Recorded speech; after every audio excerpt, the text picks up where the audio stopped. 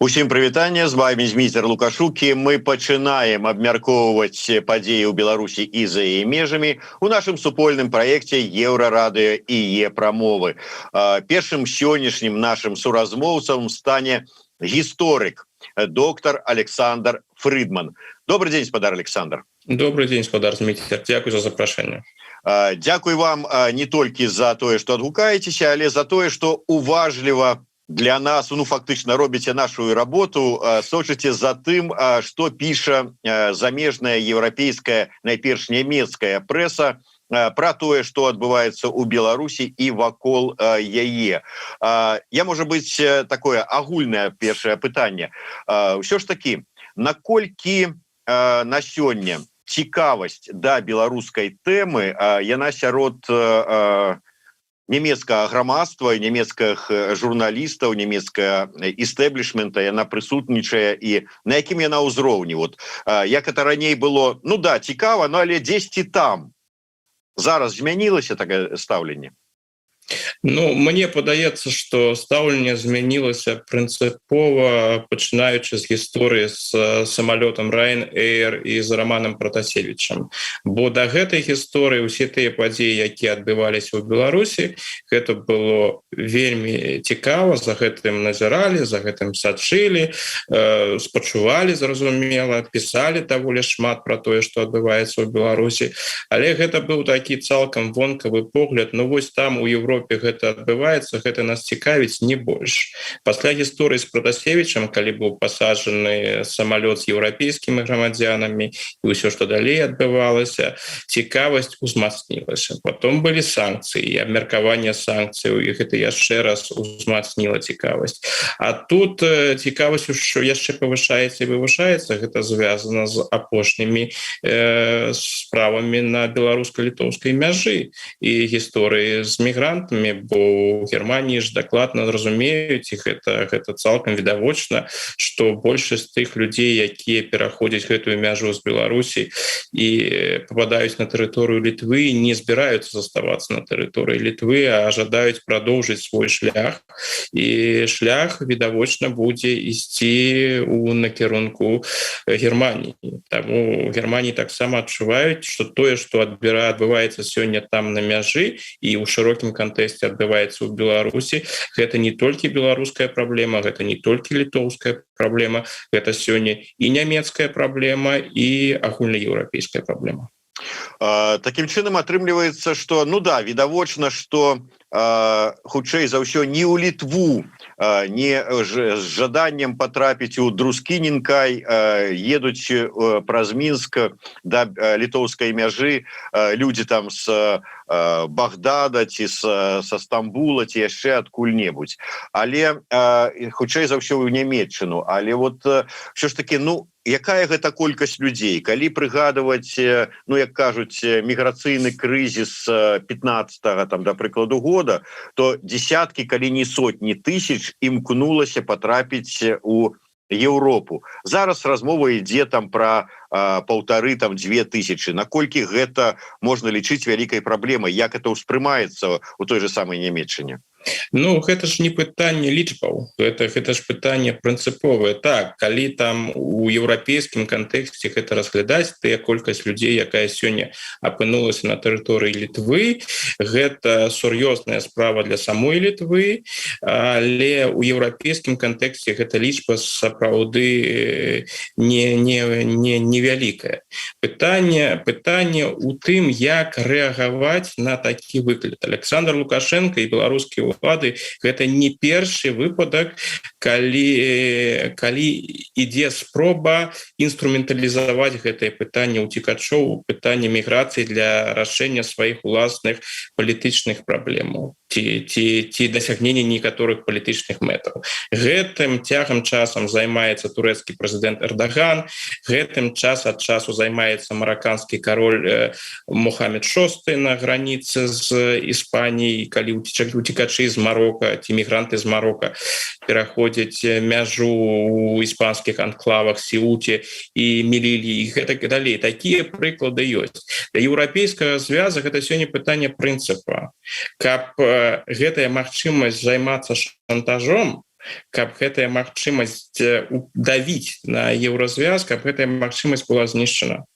Таму калі гэта будзе дазволена, напрыклад, Александру Лукашенку, калі вось гэтае тое, што робяць беларускія ўлады, вось гэты міграцыйны шантаж, калі ён скончыцца поспехам і еўрапейскі звяз пойдзе на нейкія паслабленні і беларускія ўлады, так бы мовіць, дасягнуць сваёй мэты, то гэта, так бы мовіць, стане пэўным імпульсам і для іншых праблематычных рэжымаў, таго ж Эрдагана ці таго ж мараканскага караля. Што можна сказаць Эрдаган, што можа сказаць Еўрапейскі саюз Эрдагану, калі ён не можа справіцца з такім невялікім, пераважна невялікім выклікам, як Лукашенко.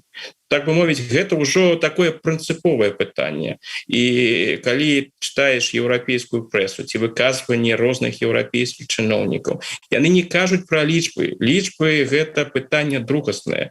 Яны кажуць пра тое, што мы павінны зрабіць так, каб тое, што сёння робіць Лукашенко, не стала прыкладам для іншых рэжымаў на межах Еўрапейскага саюза. Вось гэта прынцыпова і важна і для немцаў, і для італьянцаў, для французаў, і для ўсяго еўразвяза.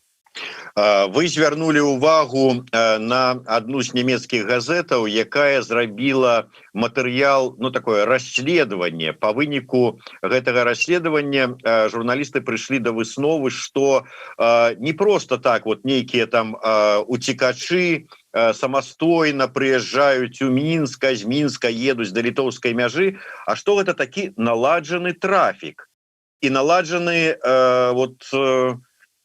не кімсьці там збоку. Як гэтыя высновы ўспрымаюцца, як гэтая выснова мяняе стаўленне еўрапейскага і нямецкага грамадства да Лукашэнкі? Тут же справа такая, што ўжо было шмат журналістаў, якія былі там у памежных рэгіёнах у Літве і размаўлялі з уцекачамі. Ёсць рэпартажы, ёсць відэо, ёсць тэкставыя рэпартажы, называюцца розныя лічбы, напрыклад, тое, што падарожжа з Багдада у Літву каштуе недзе 15 000 еўра. Гэта высветліла нямецкая газета Більд, якая працавала там на мяжы, спасылаючыся на літоўскія крыніцы. Учора было паведамленне агентуры Рейтер пра тое, што падарожжа з Самалі праз Стамбул у Беларусь і далей у Літву каштуе недзе $7,000, калі я не памыляюсь. Называюцца розныя лічбы, і гэта таксама не прынцыпова. Прынцыпова тое, што гэтым займаецца дзяржава. Так бы мовіць, вось гэтая спроба дэстабілізаваць сітуацыю ў Літве і праз Літву таксама ў іншых краінах еўрапейскага звяза, што гэта не нейкі там выпадак, што беларусы перасталі кантраляваць мяжу, ці беларусы больш пільна не займаюцца мяжой. Не, гэта куды большае. Калі праводзяцца такія аперацыі, калі на самой справе ідзе такі сапраўдны экспарт уцекачоў і бежанцаў, гэта кардынальна змяняе становішча і ўспрымаецца гэта вельмі негатыўна. І яшчэ больш, асабліва негатыўна, вось гэта цікава чытаць у еўрапейскіх рэпартажах, асабліва негатыўна ўспрымаецца тое, наколькі адкрыта і нахабна дзейнічаюць беларускія ўлады. Вось калі тыя ж мараканцы ці Эрдаган займаліся нечым падобным, яны імкнуліся яшчэ нейкім чынам вось гэта замаскіраваць. Так адкрыта не дзейнічалі. Чакайце, чаму адкрыта? Той же самы міністр замежных спраў Макей, ён разводзіць рукамі і кажа, мы тут ні пры чым, просто так атрымалася, што мы тут пазбавіліся фінансавання еўрапейскага, і у нас няма магчымасцяў, сродкаў ахоўваць мяжу так добра, як мы ахоўвалі яе раней. Ніхто ж не кажа, што вот мы отправили самолет у Багдад, а ён тут нам привез сюды ў Мінск тых патэнцыйных будучых нелегалаў, якіх мы пасадзілі на аўтобус і давязлі да літоўскай мяжы. Не, так адкрыта, так, вы маеце рацыю, так адкрыта пакуль яшчэ не гавораць, а я не выключаю, што калі-небудзь іх тое ж і гэтак пачнуць гаварыць. Не, справа ў тым, што тыя ж заявы Макея і іншых беларускіх чыноўнікаў, яны ўспрымаюцца на захадзе, як адкрыты здзек. бо ёсць ужо рэпартажы з гэтымі уцекачамі размаўлялі, з імі размаўлялі адпаведныя літоўскія спецслужбы. Гэта ж усё задакументавана, гэта ж усё зразумела, гэта ж схаваць немагчыма. Гэтыя людзі распавядаюць, якім чынам яны потрапілі у Літву. Яны распавядаюць пра тое, як робіцца гэты бізнес. Яны распавядаюць пра тое, хто з якога боку, пачынаючы з Багдада альбо Стамбула, удзельнічае, што адбываецца ў Беларусі, як яны прыбываюць у Беларусь, праводзяць нейкі час у Беларусі. Гэта ўсё вядома. Так што хаваць асабліва няма чаго. Беларускія ўлады могуць гаварыць, што ўсё, што ім заўгодна, але гэтыя факты, яны ўжо вядомыя. І нават беларускі бок не імкнецца нейкім чынам гэта схаваць. Кажуць, мы не маем да гэтага адносінаў. І вось гэтыя рэчы, якія ў заходняй прэсе з'яўляюцца пра вось гэты шлях, які праходзяць мігранты. З беларускага боку гэта ж увогуле ніхто ніякім чынам не імкнецца не абвергнуць, нічога гэтага няма.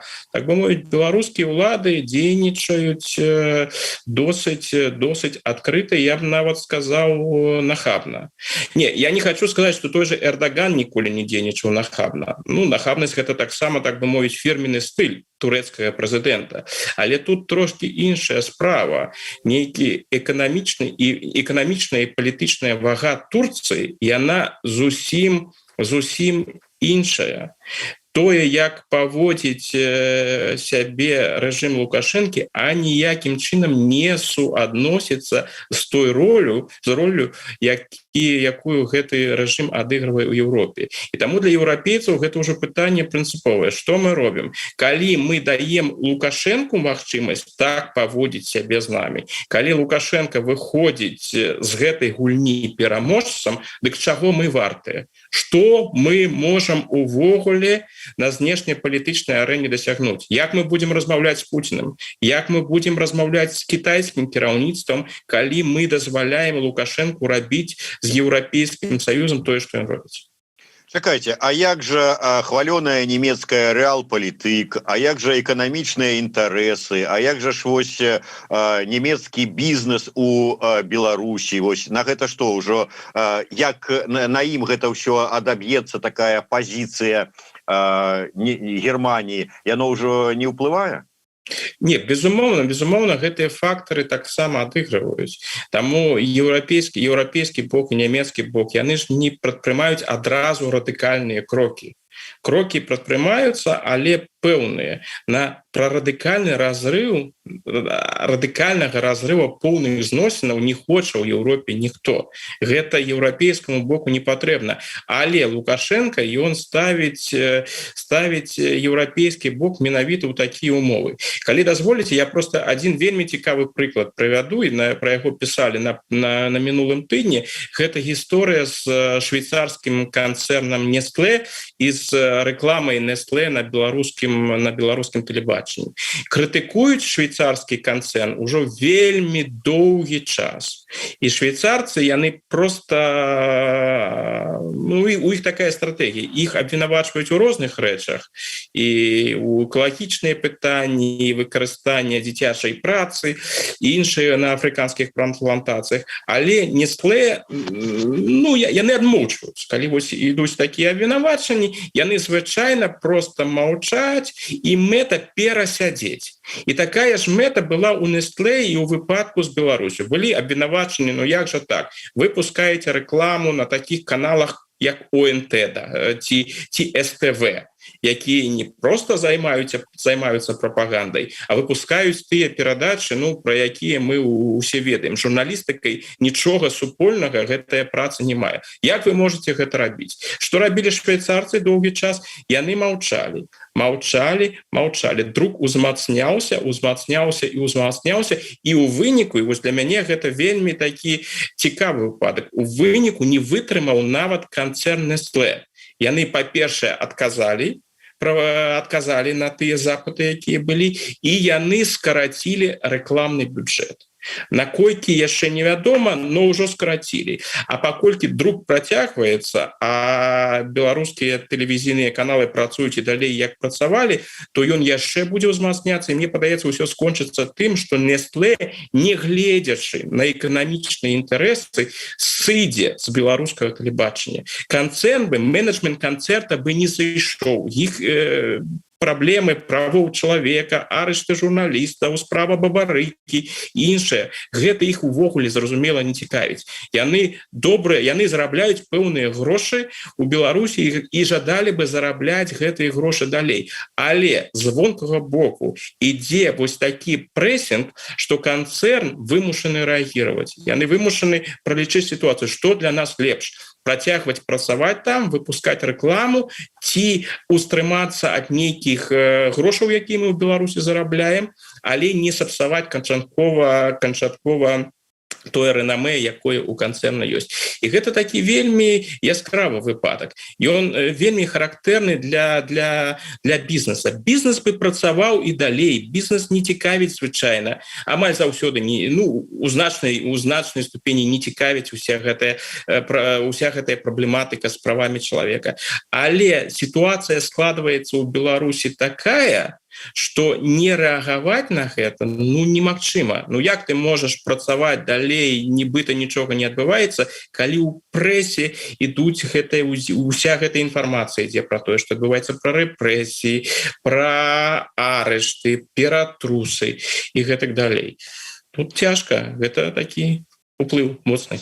Гаспадар Александр, добра, вы кажаце зараз пра канцэрн Nestlé, які ў прынцыпе-то навідавоку з-за той же самай рэкламы. І людзі ведаюць, што ён там працуе, бо вось яна ёсць рэклама. А ёсць же шмат бізнесу, які працуе і не рэкламуецца. І большасць людзей нават не ведае, што ён працуе ў Беларусі. Ён сыходзіць, ён неяк сваю пазіцыю па гэтым пытанні праяўляе.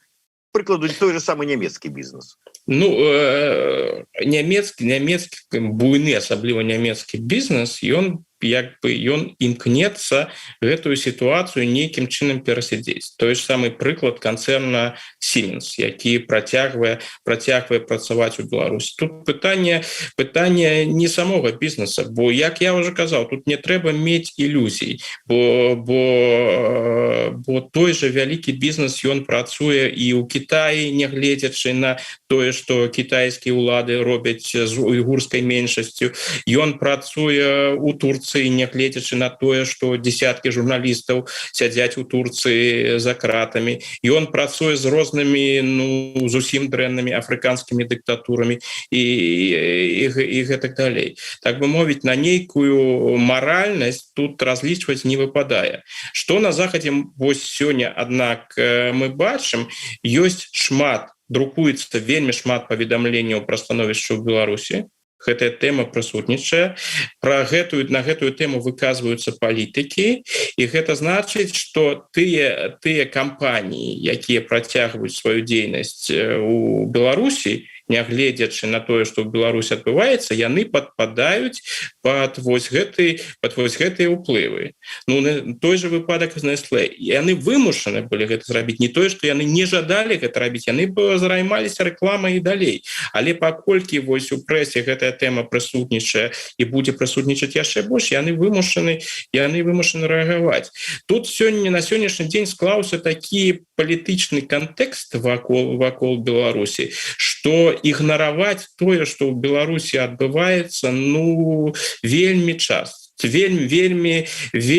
цяжка. Нават тым вялікім канцэрнам цяжка, якія звычайна усе праблемы правоў чалавека спакойна ігнаравалі.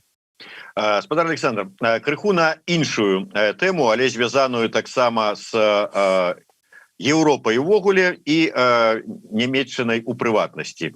Словы Лукашэнкі некалькі дзён таму пра тое, што вось все тое, што адбываецца ў Беларусі, гэта справа, загавар там распрацаваны заходнімі спецслужбамі.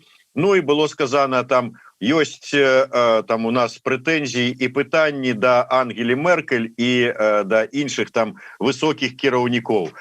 Скажите, Ангела Меркель пасля гэтага сваю ахову павялічыла ці можа ўвогуле ў бункеры схавалася? Ну тут ж такая небяспека. Ну пакуль про гэта нічога не паведамлялі, але цікава, сапраўды вы закранули вельмі цікавую тэму. Вось уся гэтая канспіралогія, якая ідзе з беларускага боку, пра немцаў, якія рыхтавалі дзяржаўны пераварот, пра немцаў, якія пра грамадзяніна Германії, які планаваў забойства Рыгора Азаронка і гэтак далей. То есть Германія, яна ўсплывае ў гэтым кантэксце сістэматычна.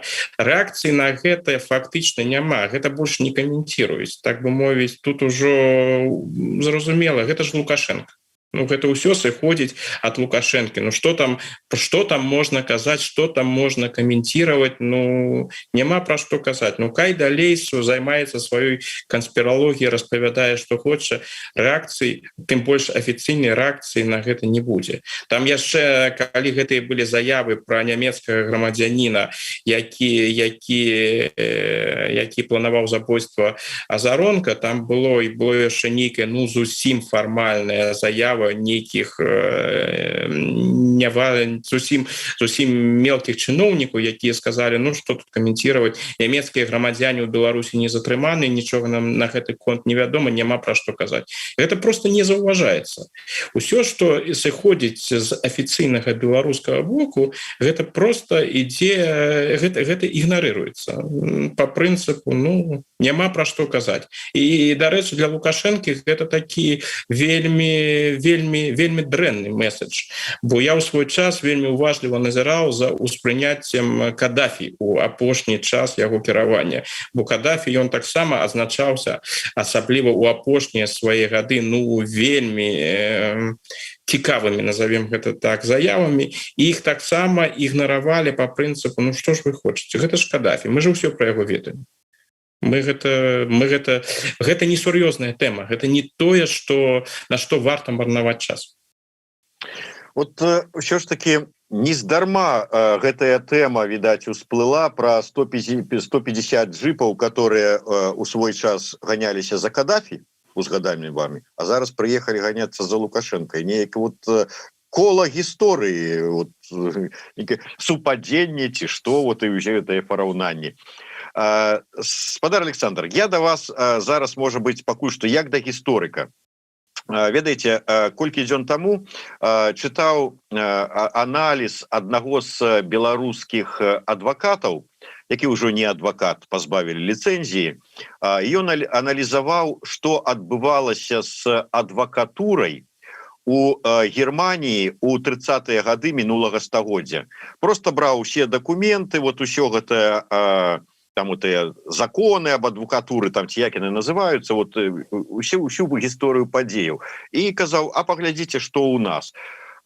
У вас таких вось адчуванняў падабенства таго, што адбываецца у нас зараз і адбывалася 100 гадоў таму ў Нямецчыне, няма? Ну, это на самой справе вельмі цяжкае пытанне. Канешне, калі мы параўноўваем розныя гістарычныя эпохі, то мы можам знайсці падабенства. І ў тым выпадку, і ў гэтым выпадку гаворка ідзе пра дыктатуру, але гэта ўжо розныя гістарычныя этапы. Тое, што вось там рабілася, калі, напрыклад, там з той жа адвакатуры нямецкай, гэта было ў пачатку кіравання Гітлера, перш за ўсё, і там справа ішло, там была яшчэ і значная расійская кампанента супраць яўрэйскіх адвакатаў, якія павінны былі быць яўрэйскіх адвакатаў яўрэйскага паходжання, адвакатаў, звязаных з дэмакратычнымі партыямі, якія былі выкраслены з адвакатуры.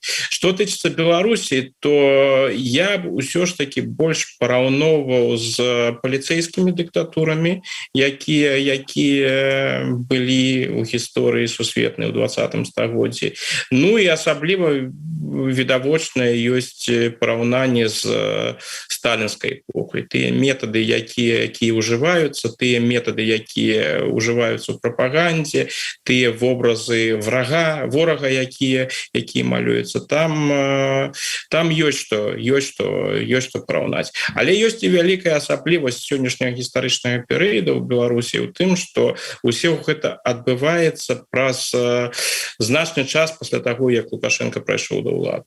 Так бы мовіць, гэта ўжо пайшоў ужо 28-й год, фактычна, 94, так, 27-я гадавіна была, кіравання і рэжым Лукашэнкі, як мне падаецца, вось гэтае адрозненне, гэта не паліцэйскія дыктатуры, якія можна прывесці.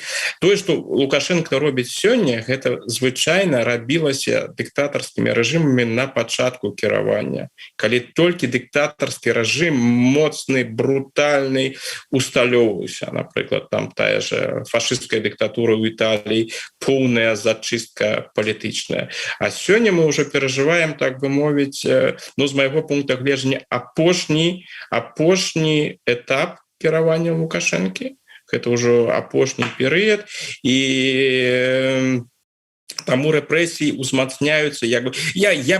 Калі караценька, без вялікіх падрабязнасцей, узмацненне рэпрэсій сёння, мне падаецца, гэта не ўзмацненне рэжыма, гэта тое, што з майго пункта гледжання гэта сімвал агоніі, якая ідзе не ўзмацненне рэжыма, ідзе агонія гэтага рэжыма, і вось у стане агоніі гэты рэжым ён ідзе на такія радыкальныя крокі. Так бы мовіць, радыкалізацыя як прызнак агоніі. У дадзеным выпадку самае такое актуальнае пытанне — гэта колькі часу будзе цягнуцца гэтая агонія? На гэтае пытанне адказаць вельмі цяжка, бо шмат чаго залежыць ад унутранепалітычнага становішча. Тут гаварыць пра нешта вельмі цяжка, бо усталявана брутальная дыктатура і пануе страх, і таму нешта гаварыць пра настрой насельніцтва, на што можна чакаць ад насельніцтва, гэта вельмі цяжкае пытанне. Тут я не бяруся на яго адказаць. Але ёсць яшчэ і вонкавы кантэкст, і гэта для Лукашэнкі робіцца сапраўднай праблемай. Калі б гэтага вонкавага кантэкста не было б, то, напэўна, сёння пра Беларусь казалі куды менш. Сёння Лукашенко зрабіўся не толькі беларускай праблемай, сёння Лукашенко зрабіўся еўрапейскай праблемай. І еўрапейцы так ці інакш яны вымушаны прымаць удзел у вырашэнні гэтай праблемы. Бо тут жа гаворка ідзе не толькі пра беларускія інтарэсы. Гаворка цяпер яшчэ ідзе і пра еўрапейскія інтарэсы. Гэта такое еўрапейскае пытанне. І калі паглядзець на прэсу, адно з сур'ёзных еўрапейскіх пытанняў. Як прэса ставіцца да санкцый? Ідзе гаворка пра тое, што, можа быць, трэба там пачакаць з санкцыямі ці аблегчыць іх, ці наадварот размова ідзе пра 5-й, 6-й, 8-й пакеты? Калі мы паглядзім на экспертаў, то сярод экспертнай супольнасці санкцыі ацэньваюцца па-рознаму. Ёсць тыя эксперты, якія, напрыклад, кажуць, што санкцыі нічога не прынясуць. У тым сэнсе не прынясуць, што яны пагоршаць становішча ў Беларусі, у тым ліку эканамічнае становішча ў Беларусі, яны прывядуць да таго, што рэжым узмацняцца рэпрэсіі, гэта і назіраецца сёння, але палітычных зменаў у Беларусі не адбудзецца. Гэта ёсць такое меркаванне. Ёсць іншае меркаванне, што сапраўды санкцыі паскораць крах гэтага рэжыму і праз эканамічныя праблемы, і праз палітычную мабілізацыю насельніцтва. Але ёсць такое іншае меркаванне, што санкцыі гэта дрэнна, але што рабіць? Што яшчэ можа рабіць Еўропа? Вось сёння есть такі Лукашенко. На перамовы ён не ідзе. Палізняволеных ён не выпускае. Рэпрэсіі толькі ўзмацняюцца. І, напэўна, гэтыя рэпрэсіі ўзмацніліся бы і без санкцый. Санкцыі гэта толькі тое, што было выкарыстана, каб узмацніць рэпрэсіі. Відавочна, што спісы былі падрыхтаваны захадзя, што прынцыповае рашэнне пра тое, што апошнія асяродкі вольнай прэсы будуць знішчацца, гэтыя рашэнні былі прыняты да гэтага. Так што не яны не санкцыі выклікалі гэтыя рашэнні. Але пытанне еўрапейцы, якое задаюць, я вяртаюся да гэтага пытання, але што можна зрабіць? Трэба ж нейкім чынам рэагаваць, а акрамя санкцый іншых магчымасцяў рэагаваць відавочна няма. Ёсць такое меркаванне, што спрабавалі дамовіцца і ці яшчэ спрабуюць дамовіцца з Масквой по беларускаму пытанню. Але гэта ж ўсё спекуляцыя, ніхто ж не ведае, ці нейкія там ідуць перамовы, якім чынам беларускае пытанне закранаецца, ці закранаецца ўвогуле, якога пункту гледжання падтрымліваецца Путін на мой справе. Мы ж пра гэта нічога не ведаем. Так што калі мы паглядзім на палітыку, дык вось апошняе тое, што ёсць, так, былі учора заявы, што трэба будзе адказаць на міграцыйны крызіс новымі санкцыямі. І гэта былі не толькі заявы з боку Міністэрства знешніх спраў Літвы, зразумела, што яны падтрымліваюць санкцыйную палітыку. Гэта была заява з боку Джозефа Барэля. Барэль — гэта кіраўнік еўрапейскай дыпламатыі, і, наколькі я разумею, гэта той пункт гледжання, які падзяляе большасць еўрапейскіх палітыкаў, кіраўнікоў еўрапейскіх дзяржаваў. Дарэчы, учора вельмі шмат шуму нарабіла, атрымліваецца вырваная троху з кантэксту фраза про тое, што магчыма беларусы застануцца без магчымасці атрымання шенгенскай візы, але потым гэтыя, так бы мовіць, перасцярогі развеялі, еўрапейскія чыноўнікі сказалі, што ўсё будзе, але мы бачым скарачэнне прадстаўнікоў амбасадаў у Беларусі еўрапейскіх.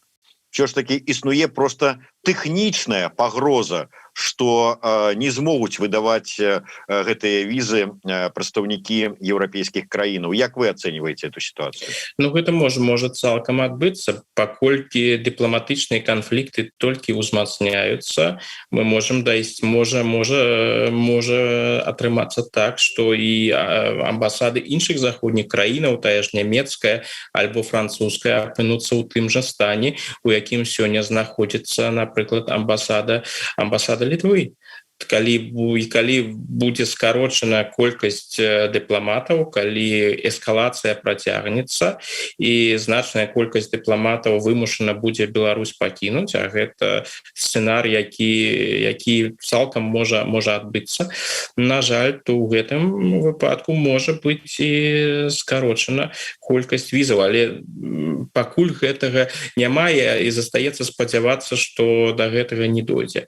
Але такое, што падзеі могуць разгортвацца такім чынам, гэта выключыць нельга. Сёння ўжо выключыць нічога нельга. На самой справе эскалацыя і канфлікт зайшоў настолькі далёка, што паразуменне паміж сучаснымі беларускімі ўладамі і захадам падаецца немагчымым. Заходняя пазіцыя, яна ніякім чынам за апошні час не змянілася, яна прынцыповая. У Лукашэнкі няма будучыні, Лукашенко павінен сысці. Гаворка ў беларускім выпадку можа ісці толькі не пра тое, ці сыдзе Лукашенко, гаворка можа ісці толькі пра тое, калі сыдзе Лукашенко.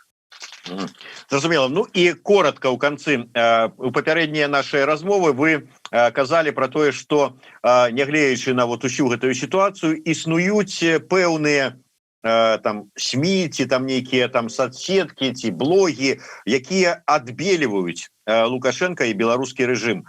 Да гэтага часу на фоне ўсяго того, што адбываецца, яны засталіся, захаваліся, працягваюць адбеліваць? Не, ёсць, яны захаваліся, напрыклад, гэта ўсе тыя структуры, якія звязаны з расійскім прапагандысцкім каналам RT у мінулым Russia Today, яны ўсе засталіся, і яны працягваюць сваю дзейнасць.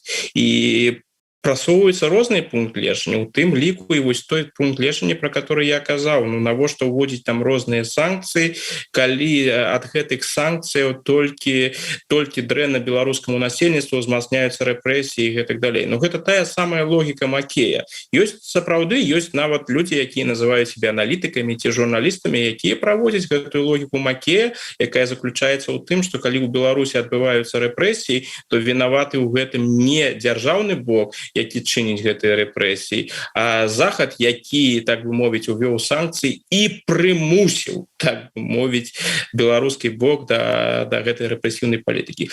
Гэтыя людзі прысутнічаюць, але гэта абсалютна маргінальная з'ява, на якую амаль ніхто ўвагі не ўзважае. Дзякуй вялікі. Я нагадаю, што з намі на сувязі з Германіі быў гісторык, доктар Александр Фрыдкін. Змейстер Лукашук працаваў для вас у сумесным праекце Еўрарады і Е-прамовы. Не адключайцеся, будьце з намі, у нас сёння яшчэ шмат цікавых размоваў. Дзякуй.